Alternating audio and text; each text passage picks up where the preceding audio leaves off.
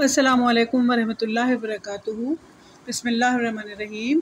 ये अल्हम्दुलिल्लाह नमाज़ फ़ज्र का वक्त था और नमाज से फ्री होकर कुरान शरीफ की तिलावत भी ज़रूरी है। चाहे 2 सफ़े पढ़ती हूँ मैं, लेकिन मायनों के साथ, और इसकी तो वो तशरीह होती है जो इसका तर्जुमे के साथ, और फिर उसकी तफसीर जो है वो भी मैं पढ़ती हूँ रोज़ाना, चाहे वो मैं 1 पेज पढ़ूँ या 2 पढ़ूँ।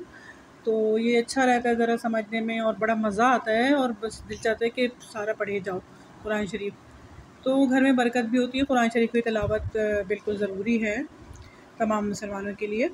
उसके बाद जो है वो हम अपने रोज़ाना के काम काज में मसरूफ़ हो जाते हैं। घर को थोड़ा बहुत ठीक किया, क्योंकि मेड आती है सफाई वगैरह करने, तो उससे पहले मैं सोचती हूँ कि घर की जो है वो चादरें सही करना, थोड़े कुशन वुशन सही करना, ये काम जो हैं ये भी ज़रूरी होते हैं।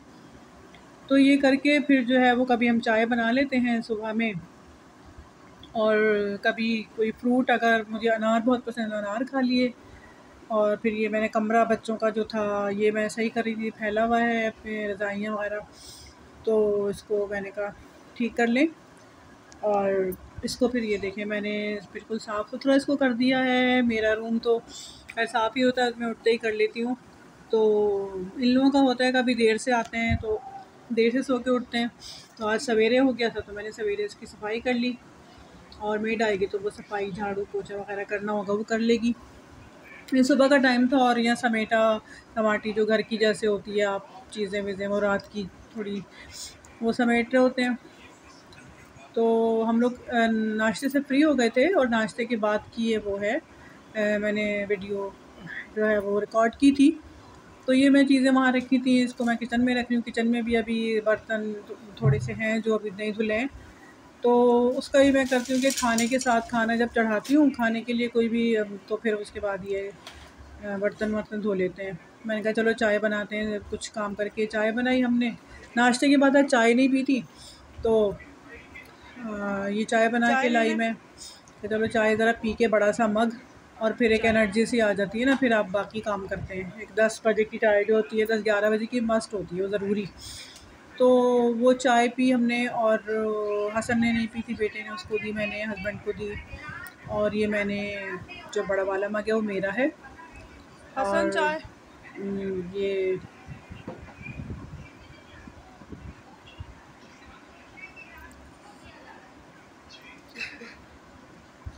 इस वक्त की चाय का अपना मज़ा है, बड़ा बड़ा एनर्जी मिल जाती है। जैसे आपने कोई कैप्सूल ले लिया एनर्जी का, या कोई टैबलेट ले लियो, इस तरह से ना बड़ा मज़ा आता है इस वक्त की चाय का।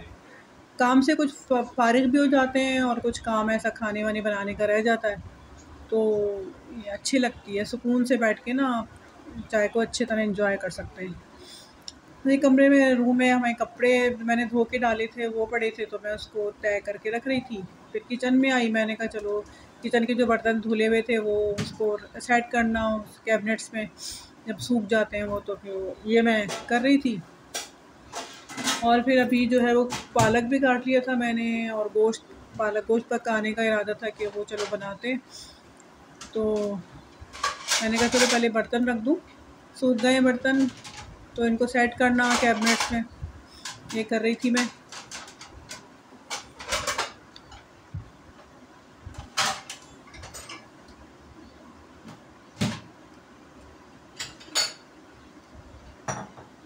मैं शीशे के बर्तन अलग उसमें रखती हूँ कैबिनेट में, और जो रोज़मर्रा की हर वक्त की यूज़ किए हैं वो अलग रखती हूँ, क्योंकि फिर वो अगर वो निकालो एक कभी गिर जाए, तो मैं ग्लासेस ये अलग हैं, और शीशे के जो भी मुझे सालन के यूज़ करने होते हैं, बाउल वगैरह, वो मैं अलग उस कैबिनेट में रखती हूँ, और प्लास्टिक के और स्टील के अलग रखती हूँ।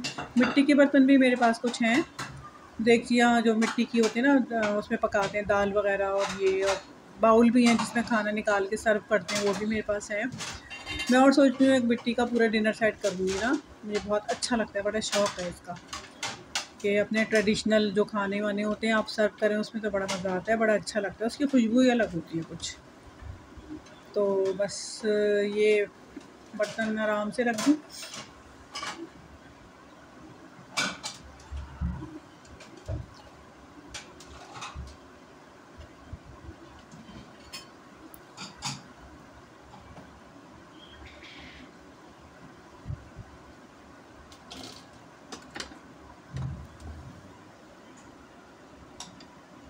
ये शीशे के बर्तन हैं। किचन का भी काम काफ़ी होता है वैसे, आप देखें तो सिर्फ खाना बनाना नहीं होता। भले मेड जो है वो बर्तन धो के चली जाए, लेकिन मैं धुलवाती नहीं हूँ उससे बर्तन, क्योंकि बस सारा दिन ही बर्तन धुलने होते हैं, तो फिर जमा करो बर्तन, फिर उसको दो। कभी कभी ज़्यादा हो जाते हैं, अगर मेहमान आ गए या कुछ ऐसा है तो मैं उससे धुलवा लेती हूँ एक्स्ट्रा काम, मतलब ये करके। बाकी मैं डेली के जो हैं वो हम खुद ही वॉश करते रहते हैं साथ के साथ। खाना बनाते में भी वॉश करते रहते हैं, खाने के बाद भी हाथ के हाथ वॉश कर दी, तो फैलता नहीं है ज़्यादा किचन। कभी कभी ऐसा होता है कि ज़्यादा कहीं चले गए हम या कोई आ गया तो फिर हमें टाइम नहीं। ये गोश्त रखा हुआ है, गोश्त मैंने धो के रखा था ये थोड़ा खुश करने के लिए, और पालक गोश्त का था, मैं गोश्त चढ़ाई थी कुकर में। और पालक काट के मैंने ना पानी में काफ़ी देर भिगो देती हूँ मैं पालक को, पानी भर के ना, क्योंकि पालक में जो है वो मिट्टी वगैरह सी होती लगी हुई, तो वो ऐसे छलनी में डाल के नहीं धोती मैं किसी देगची में या अपना तसले में डाल के उसको पानी में करके भिगो देती हूँ पहले से, जैसे काटा और भिगो दिया।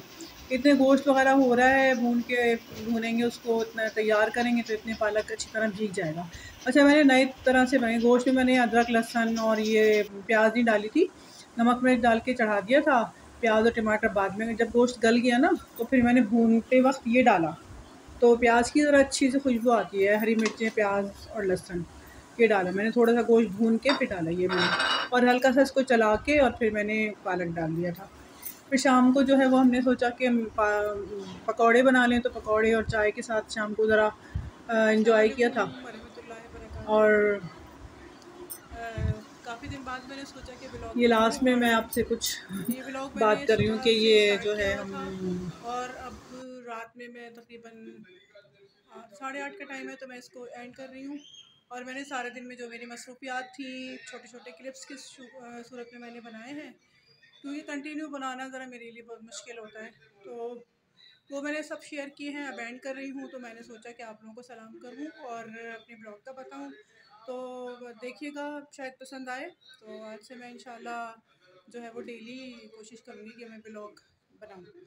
तो आप सब अपना बहुत ख्याल रखिएगा, जहाँ जहाँ भी आप लोग हैं सब, और बताएं वहाँ के मौसम सब जगह का कैसा है। यहाँ तो कराची में बस ठीक ही है, बहुत गर्मी नहीं है, और बाकी सब हम मुल्क के लिए दुआ करें, हमारे मुल्क के यहाँ का मौसम ठीक है, बस ना गर्मी है बहुत ज़्यादा, ना ठंड। सर्दी तो खैर आई ही नहीं है, कराची में सर्दी तो आती नहीं है। खैर, अल्लाह सबको सलाम।